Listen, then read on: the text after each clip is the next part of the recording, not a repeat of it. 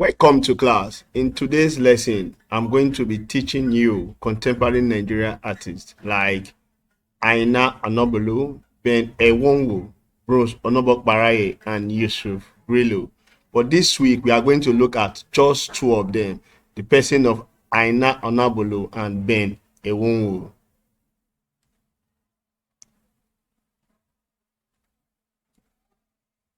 Aina Anobulu was born in Ijebu-Ode, present-day Ogun State of Nigeria in 1881. Aina did not acquire initial training from any school because art was not taught in any school at that time. In the whole of West Africa, he went to England to study in the School of Art.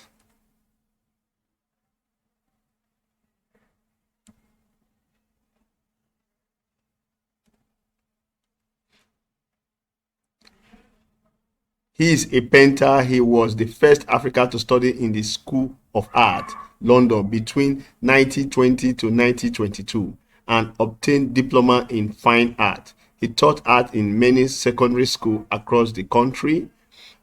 Onabulu was a naturalistic portrait painter of high repute. He single-handedly fought for the inclusion of art in the school curriculum. When government finally listening to him, he was faced with problem of shortage of indigenous art teachers that called for the recruitment of expatriate art teachers.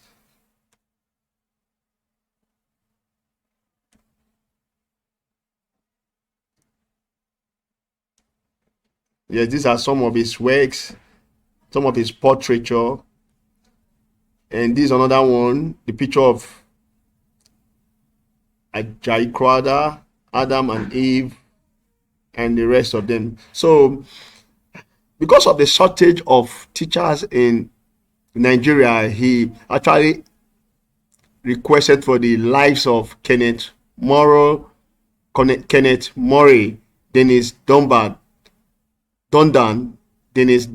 and Welford Brown to Nigeria School, which produced prominent artists like Ben Ewonwu, Akinola Lasekan, Bruce Onobokbaraye, and others. Aina Onabulu today is regarded as the founding father and teacher of modern Nigeria art. He died on 13th February 1963 at the age of 82 years. Some of his notable works are displayed.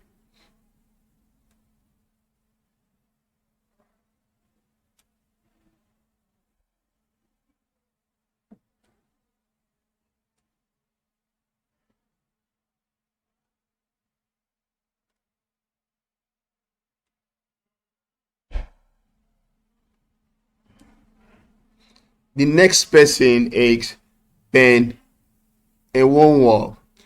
Ben Ewonwu, a painter, a sculptor, and a muralist.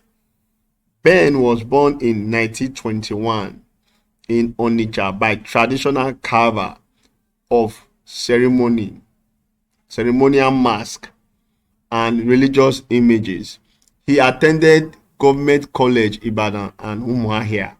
While in school, he was encouraged by Kenneth C. Murray. Don't forget, Kenneth C. Murray is one of those expatriates that was requested to come to Nigeria to teach fine art. So he was encouraged by Kenneth C. Murray, one of the expatriate art teachers, to study art.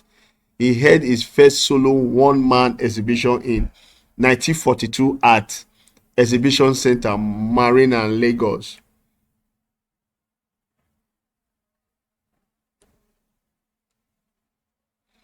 I told you he's a sculptor. This is a picture of him sculpting, and these are some of his works. This is another painting. I told you he's also a painter, a sculptor. These are some of his works. The masquerade dancing. And then now let's go back to his biography. The fascinating performance gave him a scholarship offered by L.W. Oxford to study art in Lagos in 1943. He completed his diploma in 1947 and went for postgraduate program in anthropology in 1948. He taught art in Umuahia, Benin City, and Calabar till he was appointed federal art advisor in 1948. He lectured in University of Lagos and University of Benin. His style of painting ranges from naturalistic to abstract. Here are some of his paintings.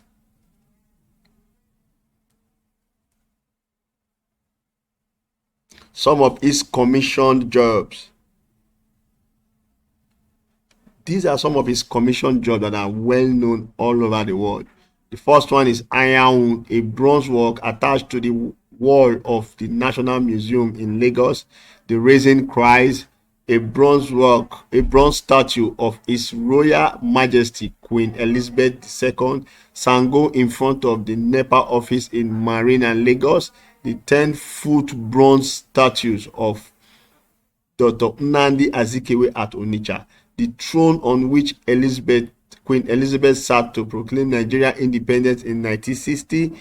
Then the portrait of Justice Antanda Fatai Williams and a host of others. Here are some of his sculptural pics, painting,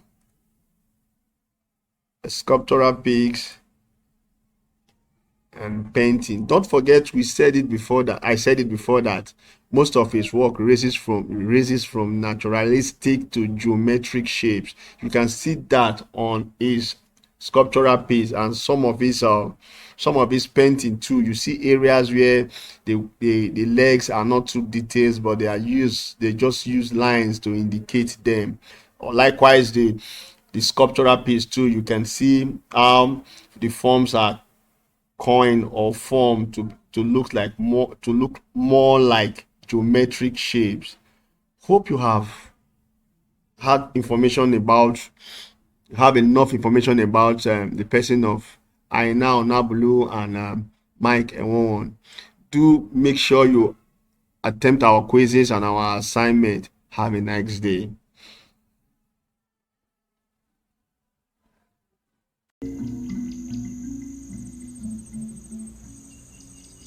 Tradition helps us understand the present.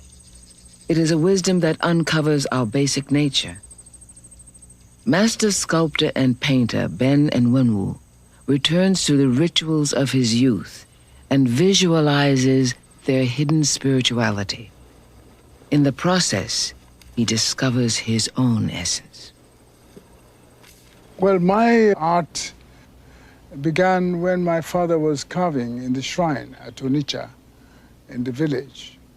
And he did lots of images, traditional images, which were then regarded as, you call them gods. And the effect it had on me was one of fear, because I used to be afraid of them.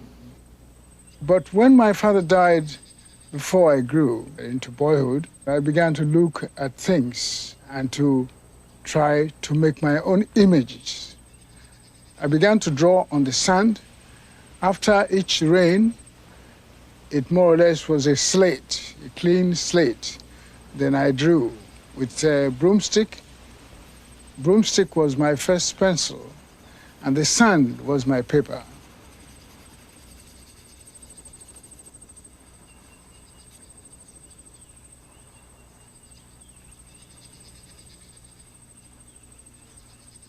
I went to my home at Onitsha, and because we have ceremonies, traditional ceremonies, funeral ceremonies, I just began to use some of the traditional dances.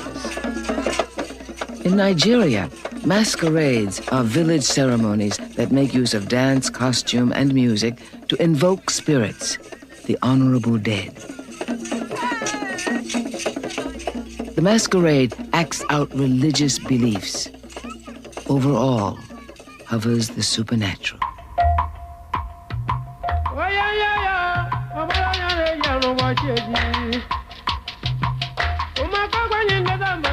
A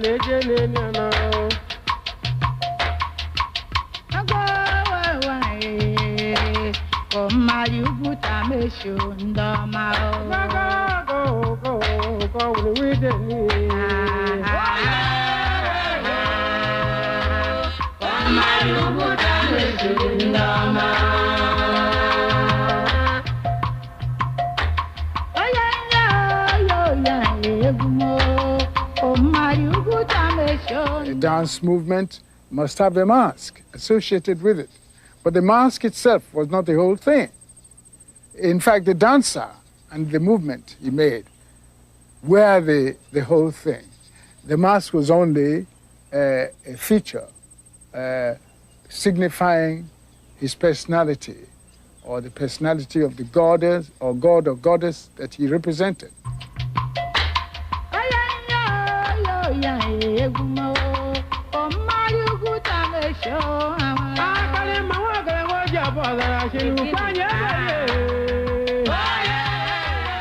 I now consider it a very important period in my work.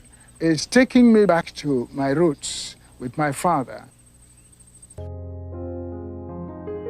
One of the things I remember he said to people who doesn't appreciate art was, if you haven't heard of Ben, then you haven't been to school.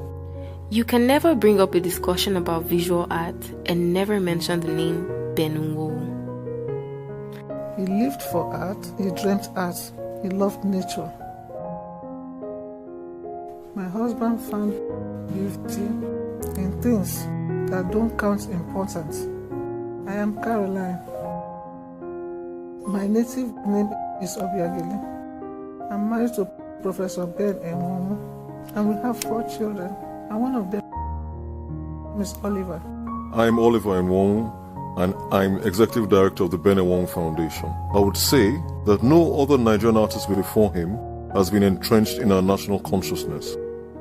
The Ben Nwo Foundation was established in the year 2003 to preserve the Ben Nwo's legacy.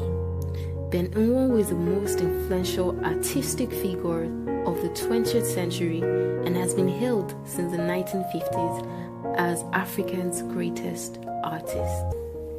In 1957, he was commissioned to sculpt the bronze portrait of a ruling monarch, Queen Elizabeth II, and the sitting began at Buckingham Palace. Also, he was the first federal art advisor to the government. Other famous works of his include Ayawu, or The Awakening, which today stands at the United Nations headquarters.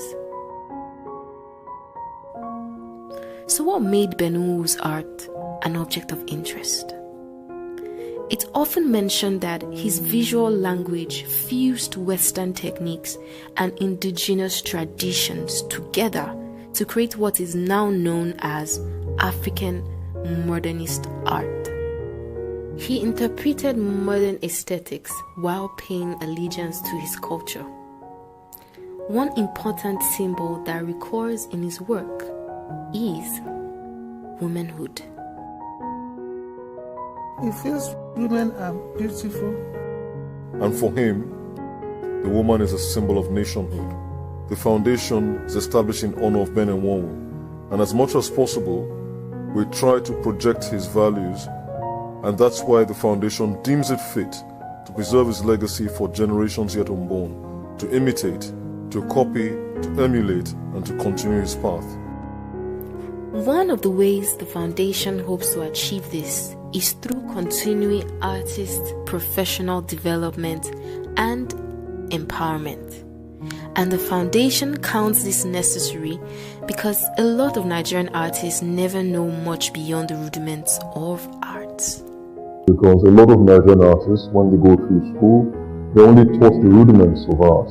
How to paint, perspective, anatomy, but they're not taught how to sustain themselves outside the 4 walls of the school. How is it in the business world, for instance? The Ben Nwo Foundation has taken it upon itself to ensure that it is able to empower artists when it comes to business. The foundation is located in the artist's home, which lends to its cultural and historical significance. Within the premises, there's the Omenka Gallery.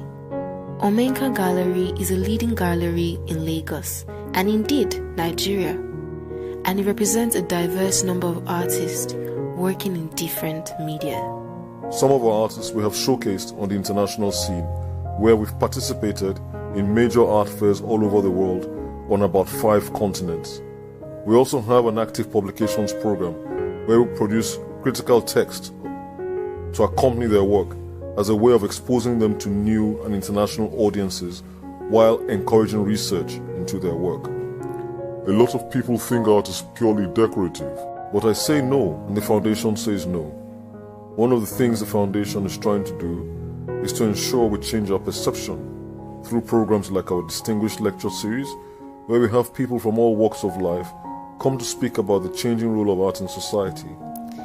They have also had scholarship schemes for students of Ahmadu Bello University, Yaba College of Technology, and of course, University of Ife, now Obafemi Awolowo University.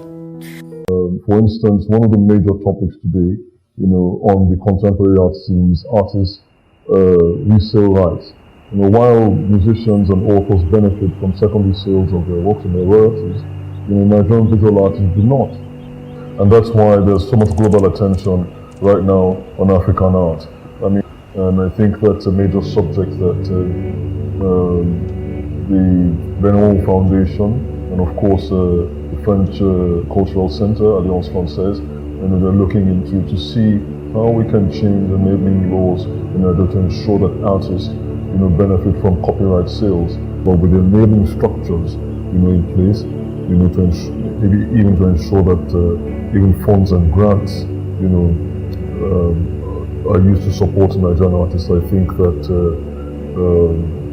things will grow, and the sector will be sustained.